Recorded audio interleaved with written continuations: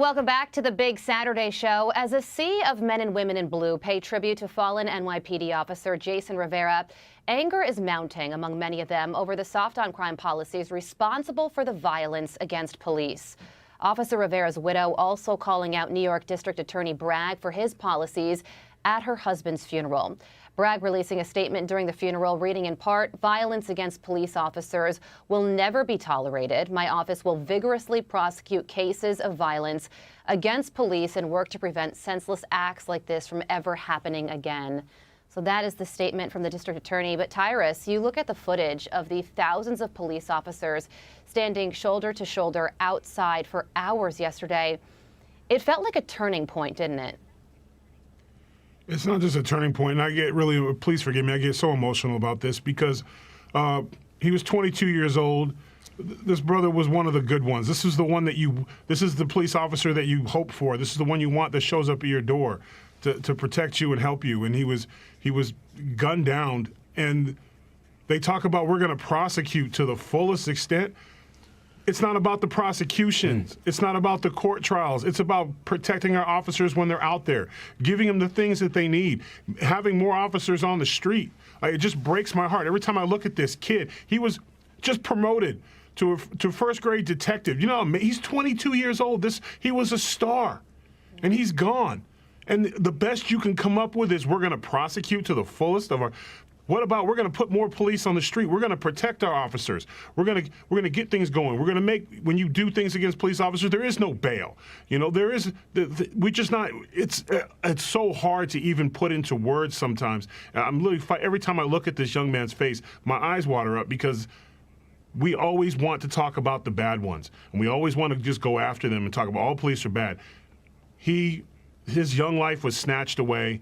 And it just breaks my heart. And you're not hearing the things that you need to be hearing from officials anymore. Yeah. It's just, it's heartbreaking. It is absolutely heartbreaking. And his father, Jason Rivera's father, a family friend said that he's right now a broken man in complete disbelief.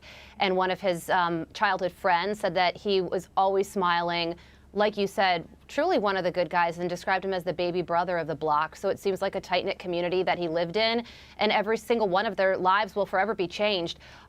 The person whose life may be changed the most in all of this is his wife. They just got married in October, and Emily, I don't think that what she said at the funeral can be aired enough. Take a listen to her really powerful statement, standing up to power, talking directly to the district attorney. Watch this. The system continues to fail us. We are not safe anymore. Not even the members of the service. I know you were tired of these laws, especially the ones from the new DA. And one of the crimes, Emily, that DA Bragg initially said he wasn't going to prosecute was resisting arrest. Now he, because the spotlight is on him, is sort of softening his stance. But do you trust that? No, I don't, Carly, and I had the honor of standing in that crowd there on Fifth Avenue in solidarity and showing my support for Jason Rivera, Officer Jason Rivera, as well as the thousands of law enforcement that had turned up to show support for him and his family and all of us, right, representing every American that wished that they could be there. I was there. And so I listened to her eulogy on the loudspeakers outside, and everyone was crying. We were all crying on the streets.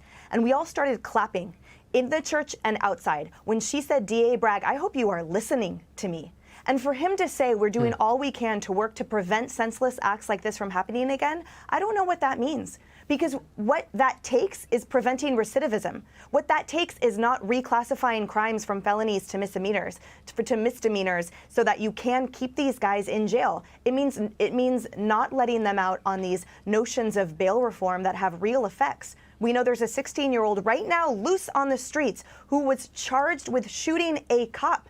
Thank God it wasn't fatal. But he made his own bail and he's out, and that's under DA Bragg's watch. So I think to your point, we absolutely cannot trust that there will be follow through, but also we seem to be speaking a different language. Because from where I sit, it takes a lot more from our elected officials and appointed officials to support law enforcement, to get safety and order back on our streets, and it begins with him. I know the mayor's trying, but I also have to point out, you guys, that in the last year alone, we know that 60% skyrocket of officers that have been killed in the line of duty due to felonious acts, right? But the most disturbing category within that was ambushes, unprovoked and premeditated ambushes. That category spiked 300%. Yeah. And Officer Rivera and Officer Mora were included in that on Friday night. And this is the kind of commentary that leads to that. So I expect more and better, because while we were standing outside and everyone was mourning and grieving, I heard sirens in the other part of the city. And I thought to myself, you know what? Well, all these guys are showing up to support Officer Rivera and his legacy and his death. Guys are also out there protecting the city still, Emily, right, for 24 hours. So they're showing up for us. We need people to show up for them. And, you know, I'm so glad that you said that we expect more and better, because Lee Zeldin, he's running for governor. He's a New York gubernatorial candidate. And here he is on what needs to be done to stop this rise in crime. Here are some of the ideas he laid out. Watch this. We need to repeal cashless bail. We need to support law enforcement more, not less. Pass a law enforcement bill of rights. Repeal a new bill that they signed called Less is More. They're releasing people early from prison. We need to pass a law enforcement bill of rights, recognize their inherent right of self-defense, make sure they have all the tools and resources they need to do their jobs safely and effectively, protect qualified immunity, and so much more. Charlie? You know, it's really great that the DA is now coming out and reversing his position on violence against police officers. But the fact that he had to, that alone is absolutely astonishing. And, you know, the direct line that you can tie between the rhetoric of so many Democrats over the last couple of years and the senseless acts of violence in these cities, in particular against police officers, those things can be turned directly into political ads, and they will be, and these Democrat politicians will be held accountable. You're absolutely right, and all three of you made such great points. Hey, Sean Hannity here. Hey, click here to subscribe to Fox News YouTube page and catch our hottest interviews and most compelling analysis. You will not get it anywhere else.